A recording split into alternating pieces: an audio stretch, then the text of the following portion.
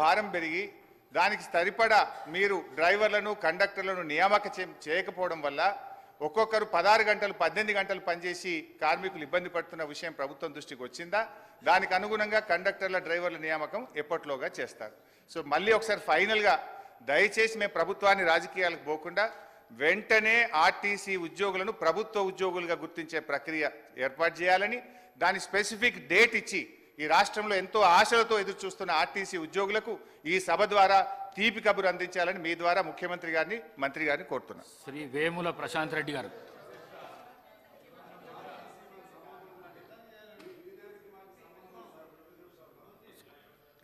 అధ్యక్ష,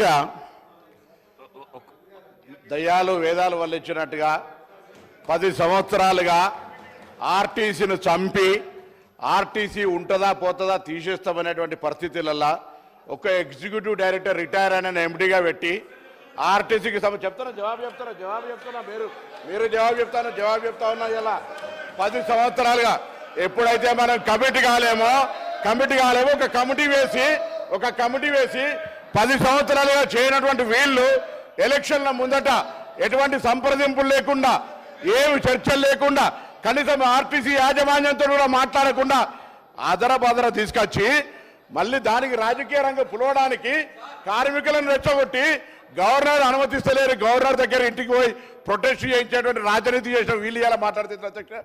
ఆర్టీసీ కార్మికులకు సంబంధించి గౌరవ సభ్యులు అడిగినట్టుగా ఆన్సర్ చెప్తున్నా, ఒప్పుకోండి. అదేవిధంగా ఈరోజు తప్పకుండా సార్ అసలు వీళ్ళు కార్మిక సంస్థలు రద్దు చేసి ఇవాళ యూనియన్లకు సంబంధించినటువంటి వీళ్ళు మాట్లాడుతూ ఉన్నారు. ఇలా పునరుద్ధరణ గురించి వాళ్ళకి ఏమవుతుంది, ఎవరు రద్దు చేసినారు, ఎందుకు రద్దు చేసినారో ముందు మీరు ఆ కార్మికులకు క్షమాపణ చెప్పి ముందు అడగండి ఒక్కసారి.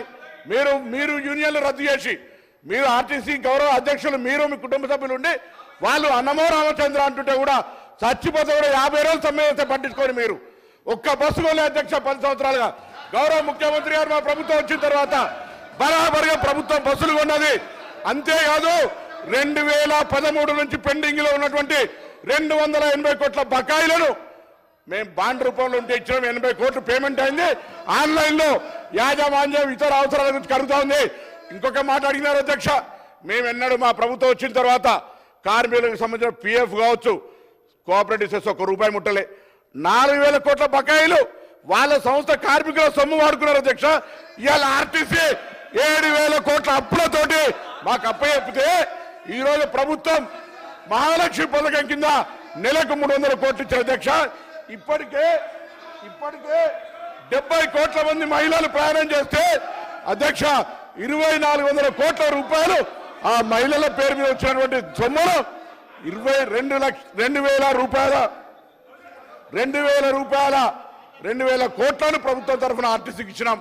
ఆర్టీసీ ఇంకొక మాట చెప్తా ఉన్నారు, కారుణ్య నియామకాలకు సంబంధించి అధ్యక్ష కారుణ్య నియామకాల పాలసీ ఎవరు తెచ్చినా ఇంకా సరళీకృతం చేసి ఈరోజు ఆర్టీసీ కార్మికుల కుటుంబాలందరికీ కూడా ఆధారం ఇస్తా ఉన్నాం. మేమేం ఎన్నడే జీవోలు మార్చలే.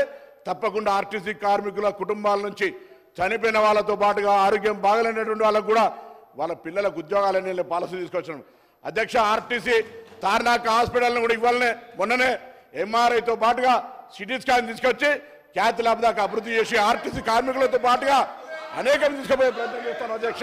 అదేవిధంగా ఈరోజు 45 లక్షలు ప్రయాణం చేసే సంస్థ 56 లక్షల మందిని ప్రయాణం చేస్తున్నారు అధ్యక్ష ఈరోజు. అంతేకాదు 3000 కొత్త బస్సులకు సంబంధించి వారు అడుగుతా ఉన్నారు ఉద్యోగాలకు సంబంధించి అడుగుతా ఉన్నారు. 3035 మంది ఉద్యోగులకు నియామకం చేసిన అవును అధ్యక్ష. ఆర్టీసీ ఇలా వాళ్ళందరికీ ధన్యవాదాలు చెప్తా ఉన్నా.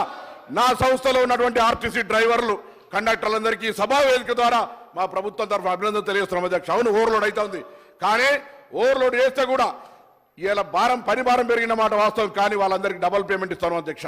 8 గంటల తర్వాత పనిచేసే వాళ్లకు వాళ్ళ శ్రమతో ఇప్పుడు చేయొద్దని మీ దగ్గర బస్సులు ఎక్కడోడు లేడు, మా దగ్గర 100% ఇలా 95% ఆక్యుపెన్సీ ఉంది అధ్యక్ష.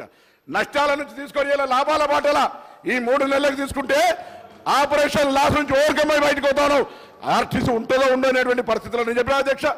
ఒక ఎగ్జిక్యూటివ్ డైరెక్టర్ ఈ సందర్భంలో చెప్పాలి వాళ్ళ బంధు ఎగ్జిక్యూటివ్ రిటైర్డ్ డైరెక్టర్ ఎండీగా పెట్టి సంస్థ నడిపిన అధ్యక్ష.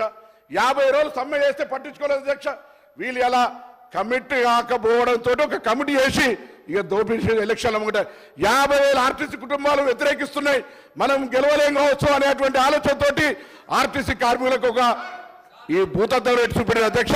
అయినా వాళ్ళు ఇవాళ ఈ ప్రభుత్వాన్ని ఆశీర్వదించారు కాబట్టి మీరు పెండింగ్ లో ఉన్నటువంటి 2017 నుంచి